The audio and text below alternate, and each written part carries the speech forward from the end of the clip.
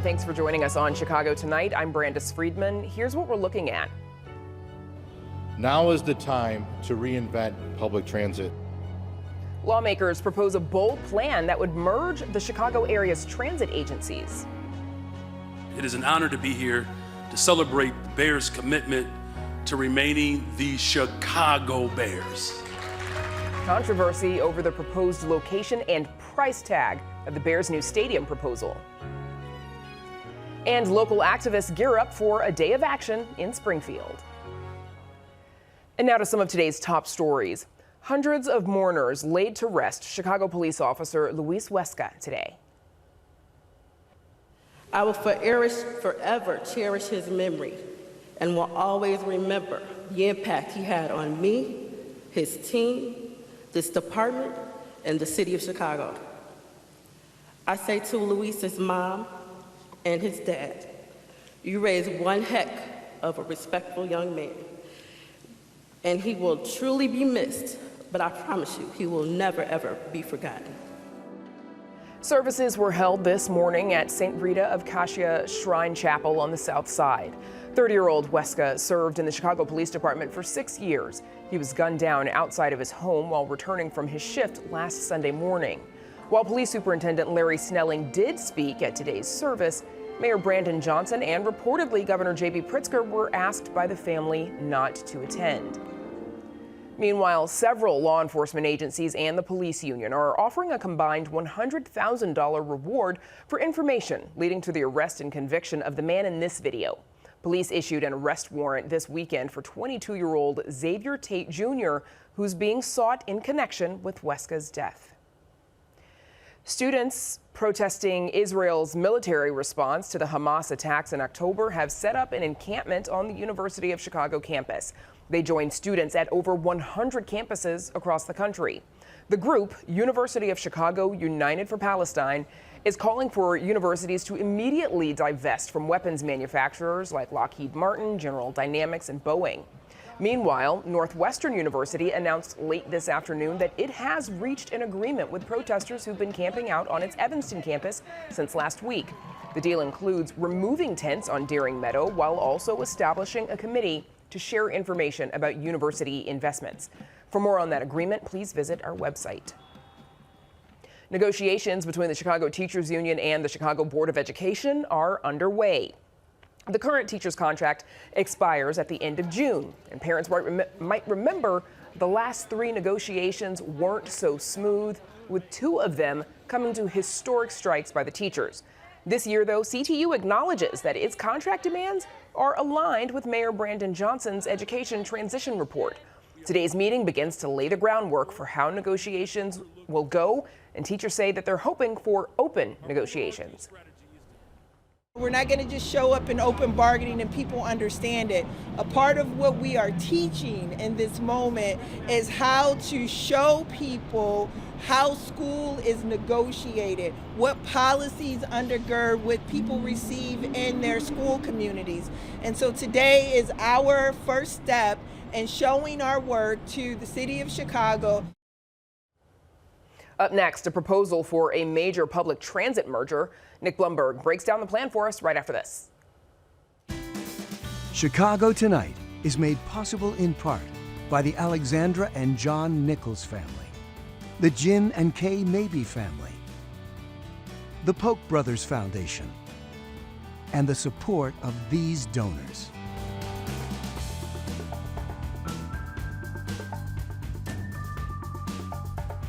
It's a bold vision for public transit.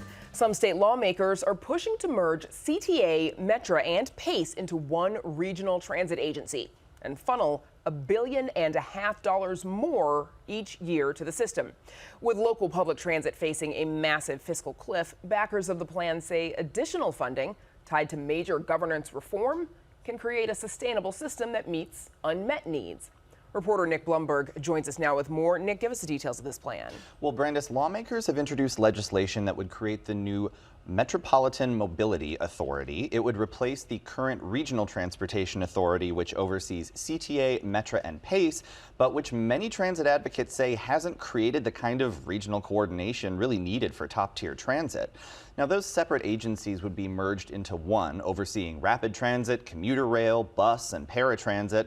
A companion bill also boosts transit funding by $1.5 billion annually, billion with a B. The MMA would be overseen by directors chosen by the governor and regional elected officials, with the mayor of Chicago and the Cook County Board president getting the most picks. Now, backers of the plan say transit has been chronically underfunded, but that simply throwing more money at the current system won't create the kind of reforms needed. Lawmakers say they haven't yet identified where that new transit funding would come from, but argue more revenue and big reforms are desperately needed, especially for Black and Latino communities facing disproportionately long commutes. It's harder for those communities to get to their job, their school, their hospital. We need to tackle the issue of what type of service we would like to see for our riders and for our residents, and then we can talk about the funding that's needed. My vision for the future of transit is that one day people will choose to get in on a bus or on a train first rather than to drive in their cars. Nick, what kind of financial problems are the current transit agencies facing? Well, ridership still has not returned to pre-pandemic levels. Right now, the revenue from those missing riders is being filled by federal COVID relief money, but that's estimated to run out in early 2026, leaving a $730 million budget gap. According to an RTA report, the state of Illinois' funding for Chicagoland transit lags far behind other places like Philadelphia or Boston. Now, the RTA, which would be replaced entirely under this proposal, isn't yet taking a stance on the legislation, but they did echo lawmakers' calls for way more funding. Nick, do we know how quickly this proposal might move forward? Not yet, and understandably, there's still a lot to parse here. Lawmakers say they've been in ongoing conversations over the past few years with transit and legislative leaders. Transit agency heads so far have been pretty skeptical of this plan, as you can probably imagine. The bill's backers didn't say whether they were going to try and move it during the current legislative session this spring, or if they might try to push it forward later in the year. But advocates say while a unified system will be a boon to riders, a merger of long-standing separate agencies will be a big lift as well. Everything from pension plans to administrative functions to union contracts. That might take a couple of years, so we may not see benefits immediately, except for maybe with the $1.5 billion of additional funding. That could have immediate benefits, but the organizational benefits, the cost savings, and the further on integration could take a few years.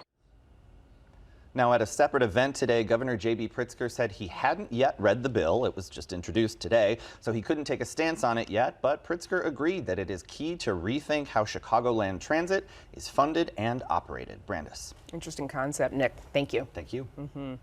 And you can read Nick's full story on our website. It's all at WTTW.com/news.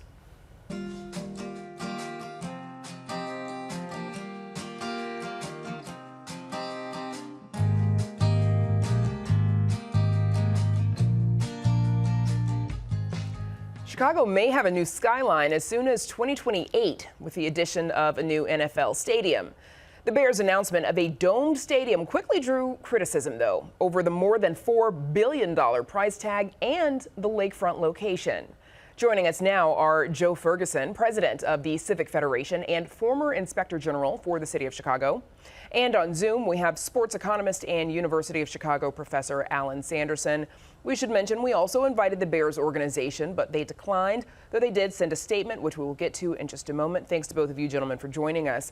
Alan Sanderson, I want to start with you, please. There are still a lot of questions, obviously, following last week's big announcement, especially funding. Top lawmakers expressing disapproval of the use of public funding to make this happen. If public funding is not made available, if it's not approved, how else could a stadium like this get built? Well, it might not get built, and that's a good thing. Public funded or public financed sports stadiums are one of the worst investments. Politicians like to use the word investment, not spending, but whatever you want to call it, they're overwhelmingly, the evidence is that they don't stimulate economic growth. They don't really do anything other than redistribute some income from citizens in general to taxpayers. And as we mentioned, the Bears did send a statement, and it reads, quote, "The Chicago Bears are committed to investing more than $2 billion in private money into a publicly owned stadium, park, and recreation spaces. Once complete, this would be one of the largest private investments into a publicly owned project in U.S. history." It goes on to say the Chicago Bears and the City of Chicago and all interested parties will need to work together so that we can achieve a mutually beneficial agreement for operating the new stadium and cultural and recreation campus. So as we mentioned, projected cost of the new Dome Stadium is $4.7 billion. This is a number from the Bears. Of course, the Chicago Sun-Times are reporting information saying that it'll be much higher. The team is seeking $900 million in public funding. Joe, do we know yet if and how much this could cost the Chicago taxpayers? That is one of the most remarkable things about this is we had the data point of the press event last week, and it has been nothing but a rollout from the media of additional components of things that actually weren't addressed in the press conference. You mentioned the $900 million. That is just for the stadium from the ISFA, which carries junk bond status right now. And the last bond rating, ISFA, the Illinois Sports Facility Authority, yes, which exists to actually fund the renovation and the building of sports arena or stadium. But the last bond rating didn't even factor for this sort of activity. And beyond that is the fact that we owe well over $500 million on existing debt for the stadium that we would be deconstructing. This has very, very Chicago feel to it right now. We're going to pay for 40 years for something we're taking apart now. Beyond that, you have the infrastructure elements, which were lightly touched upon, acknowledged, but lightly touched upon without specifics as to how that would be funded. And really concerning in all of this was the fact that we heard very little about what the relationship, the financial relationship would be between the Bears and the Park District with respect to revenue. And there is an existing arrangement right now, and the reports rolling out from the Sun-Times, the Tribune, Cranes, Justin Lawrence today, who you have on the show regularly, all indicate that there would be an enormous amount of money that the Bears are trying to capture in revenue that extend beyond simply the games, but to other events at the stadium, which in some respect actually would pay for what the Bears themselves say they're putting forward. This is a moving target, and we don't have a process right now. Raising a lot more questions. One thing that the Bears are promising is a big economic impact, including 43,000 construction jobs to build the property, plus 4,200 new annual jobs. Alan, what could be the return on this? Is the new stadium going to be a moneymaker? And you mentioned earlier, stadiums like this don't actually make that much money. They don't bring that much revenue. No, my sense, I used to say it sarcastically, but then it turned out to be too close to the truth. If you take whatever number a sponsor says that this will provide in terms of economic jobs or economic impact, take that dollar figure or jobs figure, move the decimal point one to the left, and you're pretty close. In other words, 90% of it is just nonsense.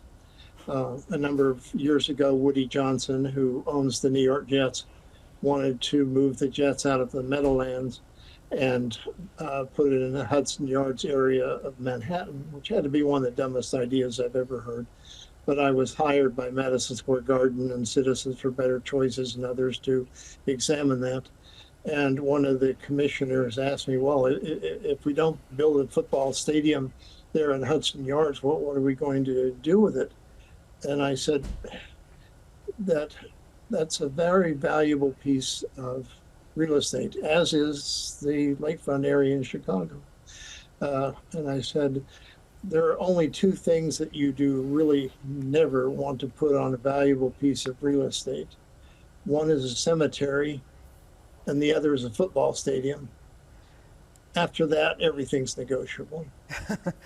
And I should mention, we have a statement from the Friends of the Park as well. In it, they say, quote, This process needs to slow down, it needs to involve stakeholders, and it needs to be carefully scrutinized. Along those lines, it's been great to see so many other voices chiming in on this proposal and to see the great work the media is doing to scrutinize, which it sounds like the three of us are doing here. Friends of the Parks has also formally opposed the new site and instead suggesting the site of the former Michael Reese Hospital in Bronzeville. Joe, why do you think there's a preference for building the new stadium on the lakefront, despite, the potential cost implications, environmental considerations? That's one of the mysteries here. Why the lakefront specifically? This is essentially a privately owned team. We haven't had any conversation about the capacity of the McCaskey family to actually sell or leverage their ownership. This is the fourth or fifth most valuable NFL franchise in the country right now, ranging in estimates and value from $5.5 billion to $7 billion. Why the lakefront? It reminds me a little bit of our situation with the casino, which is hanging by a thread right now, with Lincoln Yards, which is, what are the alternatives? What is the highest and best use that we would make here? Professor Sanderson is right to be skeptical, because that's our history. Chicago, the casino, Lincoln Yards, the previous stadium, parking meters, so on and so forth. But really what needs to be done here, and this is what concerns me about what's happened so far, the city has abdicated its role to actually be a neutral broker in the best interest of the public and the taxpayer here, and has become a cheerleader. Lee Bay of the Sun-Times had it exactly right. And what we need to do is to step back. There are alternatives. We need independent economic analysis of a comparative nature, comparative both as to what benefits we already get from having a football stadium downtown, net that out, but also what the alternatives might bring. And what we have here is a stadium-centric proposal rather than an economic development and community-centric proposal. And that is why we should be thinking about other sites as well. Something that I'm sure we will hear a lot more about going forward. We have to leave it there. My thanks to Professor Alan Sanderson and Joe Ferguson for joining us. Appreciate it. Coming up, a day of action for Asian Americans. We explain next.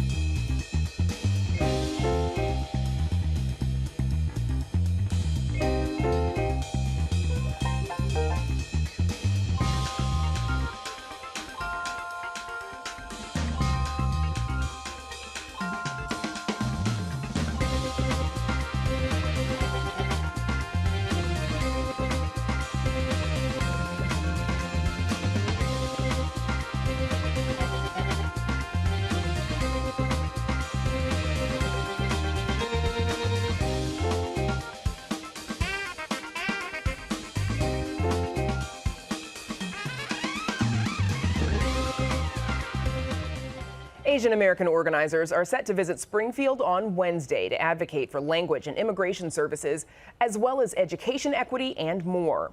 The Pan-Asian Voter Empowerment Coalition has gathered over 300 members to take part in this year's Asian American Action Day events.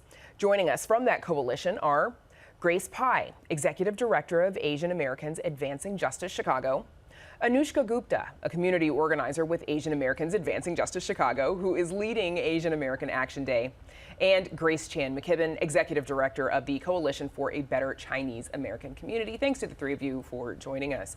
Anushka Gupta, let's start with you, please. Why do you think it's important for all of these groups to sort of come together and travel to Springfield to advocate to your legislators? Yeah, thank you for that question. I think it's an incredible opportunity for all of us to come to Springfield, because it's an opportunity for us to show that Asian Americans are not apolitical, that we are a force to be reckoned with, and that our stories and our voices matter. And so it's also really important that our legislators hear directly from us and get a pulse of what's happening on the ground.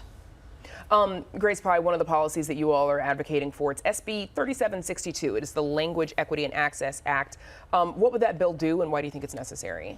The Language Equity and Access Act would essentially strengthen government support for language access across state agencies. Unfortunately, the reality is that a lot of state agencies could be doing more in terms of making their services accessible to people who are not the most comfortable communicating in English. So when you're applying for something like unemployment, navigating that form, figuring out what documents you need can be confusing for someone whose first language is not English. And there's a lot that state government can and should be doing to help bridge that gap. So we're advocating for this bill that would both require state agencies to create language access plans and also create more support within the governor's office to hold those agencies accountable. And to get an example of what that might look like for residents of Illinois, could that be, because obviously there can be a number of different languages across the Asian nations. What might that look like? Well, unfortunately, a lot of the kind of resources are put towards the top 5 languages that are spoken in Illinois, but that leaves a lot out. And a lot of languages that are spoken by Asian Americans don't have those translated forms. So what it looks like is having vital documents for state agencies translated into, more than 15,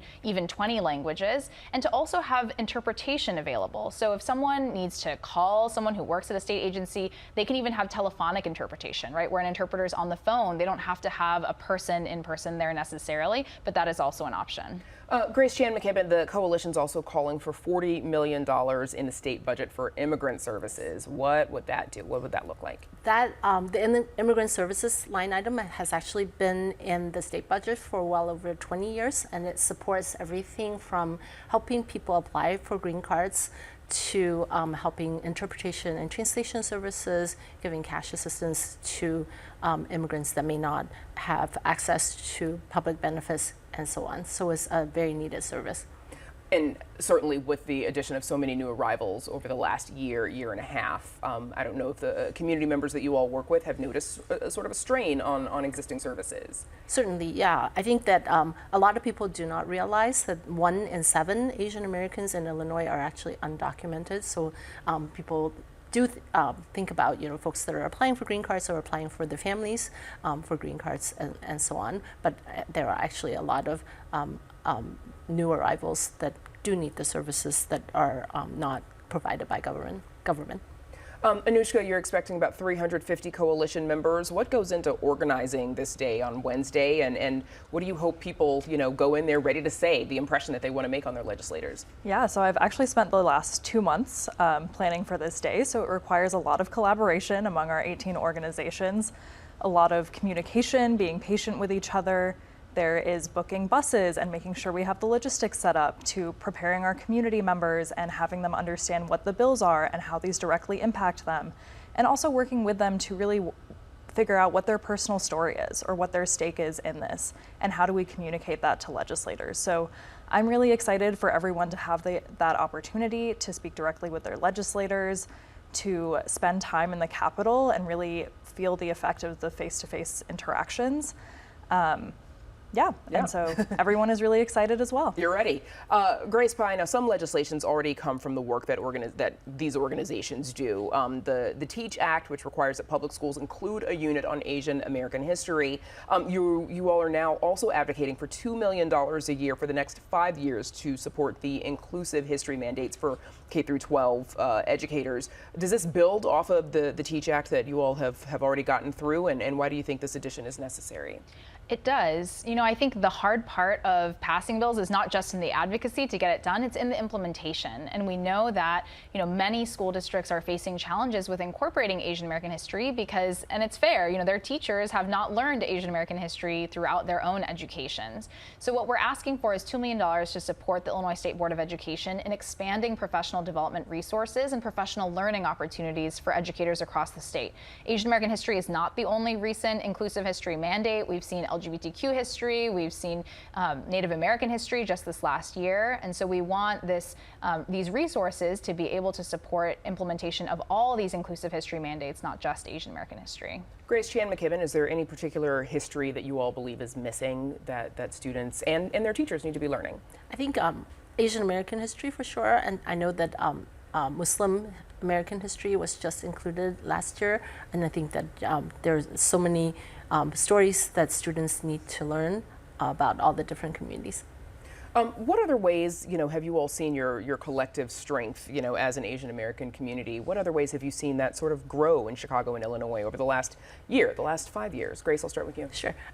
One of the advocacies that our organization had been the lead organization in was advocating for a majority Asian American ward that was successful 2 years ago. I think being able to see Asian Americans band together to ask for to actually demand political power is very powerful.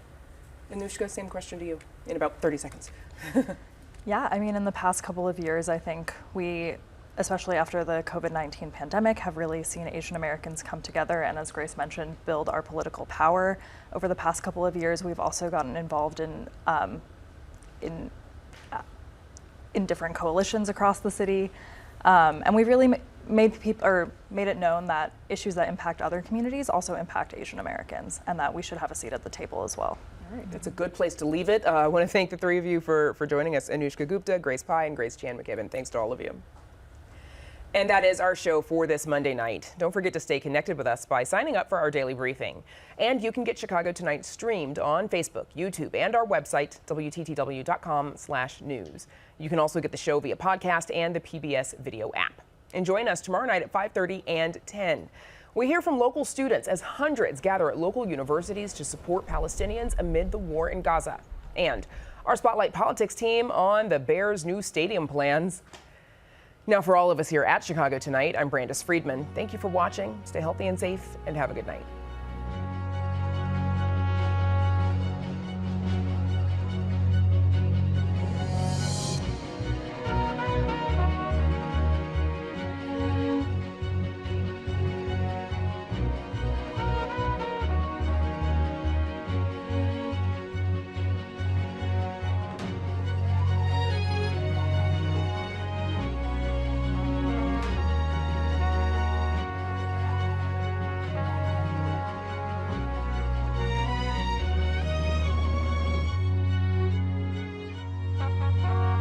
Closed captioning is made possible by Robert A. Clifford and Clifford Law Offices, a Chicago personal injury and wrongful death firm that is proud to recognize its 18 attorneys selected for the 2024 Super Lawyers List.